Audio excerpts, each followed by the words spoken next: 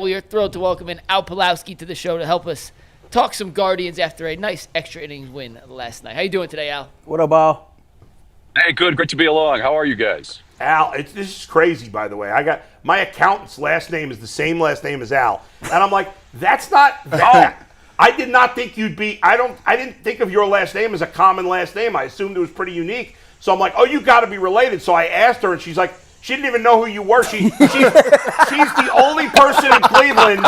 I think in the 15 years I've been living here, I think I've met 8 people that don't pay attention to sports, and she's one of the 8. She don't know anything about sports, this woman. Nothing. She's like, I'm like, how could you guys not be related? But maybe your last name is more common than I think it is. You know what's crazy, Bull? When we moved in, when my family did, before I was born, they were the only Pawlowski in the phone book for 50 years. Yeah. And now there's 10 or 12 of them around here. So Pawlowski, it's not Smith in Poland. It'd be more maybe like Johnson or Davidson, a name like that. So it's not common, but it's not uncommon. We didn't know that, though, 50 years ago. That's funny. That's funny. All right, hey, Al, we were just talking before you came on about what's been the biggest disappointment in this Guardian season. Earl said Stephen Vogt. G said Nolan Jones. I said Tanner Bybee because my expectations for him were so high. What to you has been the biggest disappointment so far this season?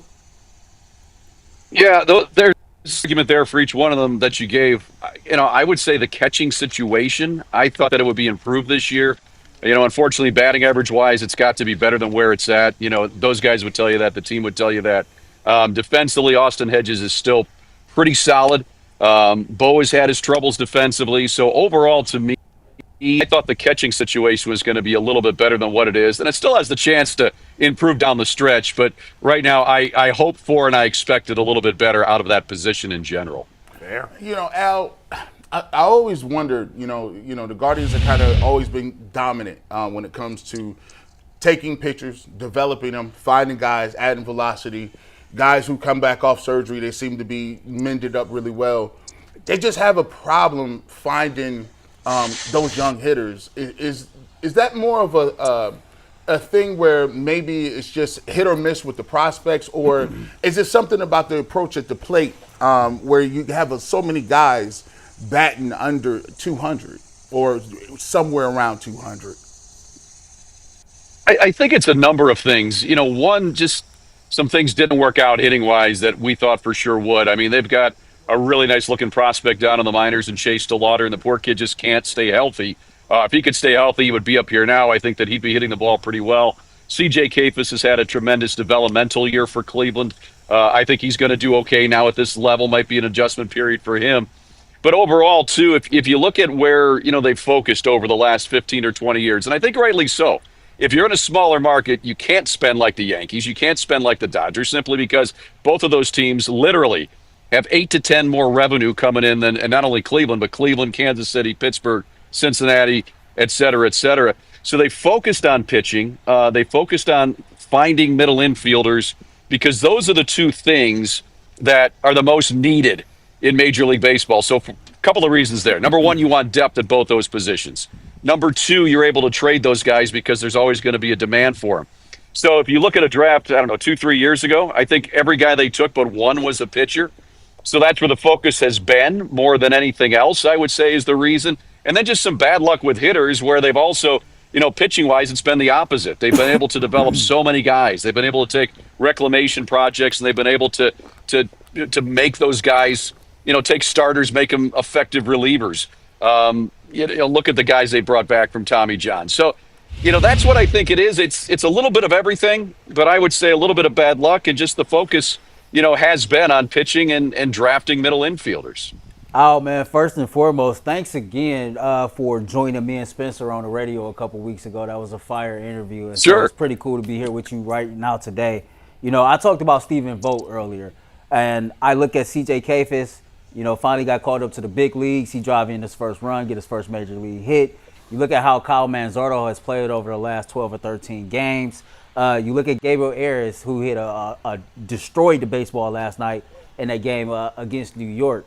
Yet Stephen Vogt he seems to be locked in on I want to platoon everybody. But you got some young guys who I feel like if they can just get more consistent at bats, you can get more out of them. Do you agree with his approach to how he puts his lineup together every day? Yeah, I think what he's trying to do is this, and that's in conjunction with the front office. I mean, there's a lot of research put into the lineups. This is the thinking. In order to be an everyday player, you have to earn that position. So Steven Kwan, José Ramírez, hands down have earned that. They're going to play every day, no matter who's on the mound. When they signed Carlos Santana, and I know that he's been slumping. He's gotten a few hits here in this last week, so that's encouraging. But he was slumping in June and July. But he's another one who, as a veteran, earned that to be in the lineup every day. I think Kyle Manzardo was close to that. You've seen him now play against some lefties, not all. Once those guys show that they are, ability to handle the same side pitcher, so whether it's a lefty or whether it's a righty, then they'll be an everyday player. Right, analytics-wise, and I understand 35, 40 years ago, analytics wasn't a big thing like it is now. But they're going to go by what the analytics say. So if they feel that a right-handed batter has a better chance than Nolan Jones, for example, or even Kyle Manzardo against a certain pitcher, they're going to go with that. So right now they're doing that. I think Manzardo is very close to being an everyday guy. I think there's a couple other guys. You mentioned Arias. He's a guy that's got reverse splits. That's always encouraging because if you can hit the same side, it should be easier in theory to hit the opposite side pitcher. So I think he's pretty much a guy that's close to being an everyday guy too. And Brian Rocchio is another one. So I think it's coming, but you're probably never going to see, at least this year or even in the next year, a situation where the lineup is going to be the same every day. I think you're always going to see some sort of a platoon, whether it's one guy or three or four guys in a Cleveland lineup. Al, I get what you're saying, and I understand where the organization comes from. And in some spots, they don't have a good enough player to play every day. I have been beyond frustrated, though, by the use of Kyle Manzardo, because this idea that because Carlos Santana has been good in the past, that he has to play every day, I just don't buy it. Kyle Manzardo, to me, offensively, is a far better player than Carlos Santana. He's been all season long, and how is a guy supposed to get better against lefties? And although he has the third best OPS in the team against lefties, even though I know he struggled somewhat lately until the other day, but how's he supposed to get better if you never play against lefties? And when you have a lineup where, I get it, they've been overall better lately, but for the most part this season, the lineup's been terrible. I don't understand why you wouldn't give to me, Kyle Manzardo has earned those extra at-bats against lefties, and Carlos Santana at this point is not good enough that he should just get a lifetime pass because he's been good in the past. That's how I see it. Am I being unfair? Yeah, that's a fair point. And like I said, I think Kyle Manzardo was pretty close to being there and being an everyday player. I know that those discussions are happening, as to whether or not, hey, should we play him against lefties? Now maybe if there's a real tough one, you won't see it, but I think that's very close to happening. There is something to be said about obviously seeing left-handed pitching too more. He should get better at it. He's shown that certain lefties he can definitely hit. We saw that too.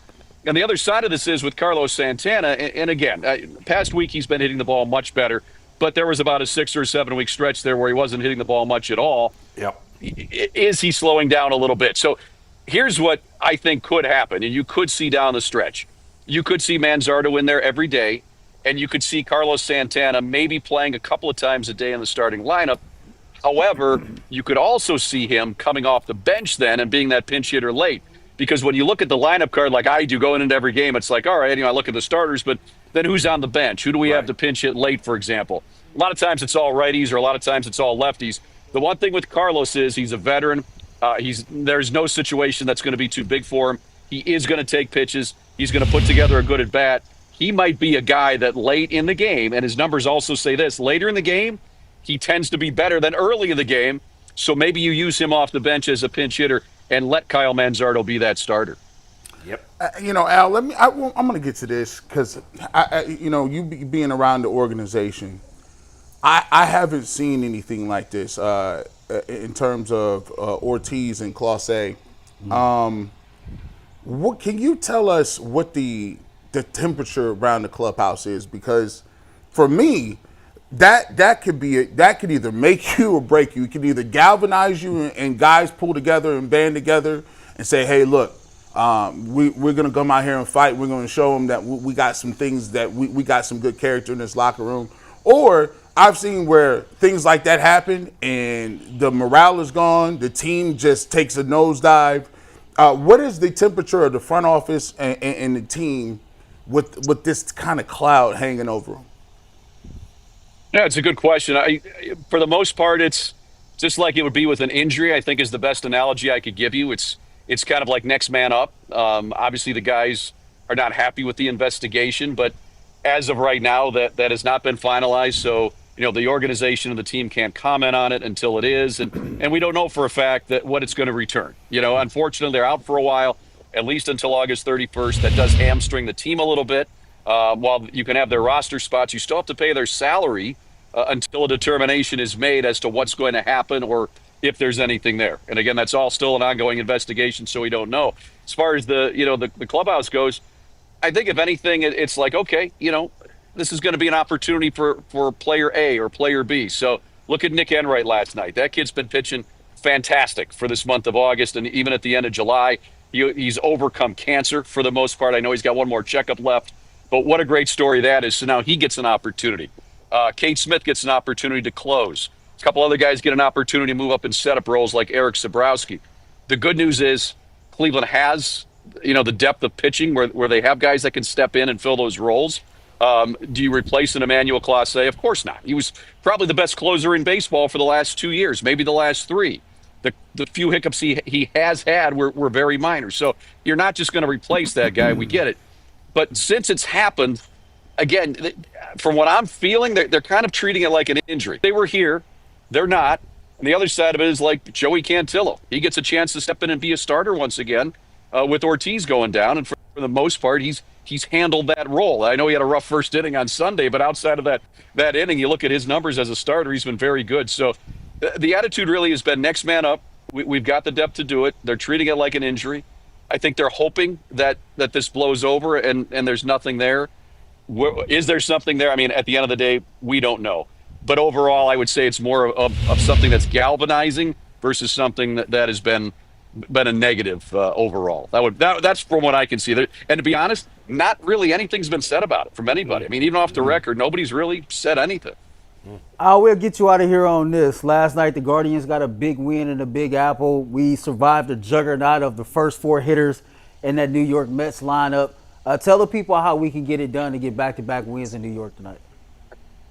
Well, that offense, that's been the key. If they can score, and you look at when they had that 10-game losing streak, that they weren't scoring. It was, at Wrigley Field, they had a 10-inning loss to the Cubs, 1-0, where they got phenomenal pitching and couldn't find a way to get a run, even off of Horton, who might be a nice young pitcher, but he's not that good.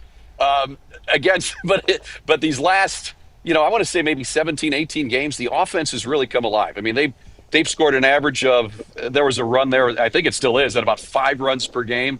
With this pitching, if you're scoring 5 runs per game, if you're even scoring 4 runs per game, you're going to win most nights. So for me tonight, and I would say moving toward the rest of the season, it's got to be the offense. They have to give the pitching staff some runs to work with because this pitching staff is very good, but you've got to give them runs. If they do that, they can play with and they can beat anybody. Al, real quick before you go, I know you're the play-by-play voice of Cleveland State. How are they shaping up? I know we got a while before basketball, but what are you thinking about this coming season? Yeah, well, they got a lot of interesting young kids. Everybody left from last year when Coach Robinson left. Yep. He took 5 guys with him to North Texas. Some guys graduated. Everybody else left. That was unfortunate. And that's the one negative with all this going on in college basketball. But I will say this. The kids they got in, and Rob Summers, he was here with Dennis Gates a few years ago. Fantastic guy. I think he's going to do a great job. He loves offense. So it should be a lot of fun at the Wolstein Center. He's got several guys that can put the ball in the hole. So it should be a lot of fun. It is fun going down to the games. Folks should check it out. You get to be right on the court. It's a lot of fun. They do a good job there. Thanks, Al. We appreciate it, man. We'll talk to you again soon. Appreciate it. You got it. Take care, guys.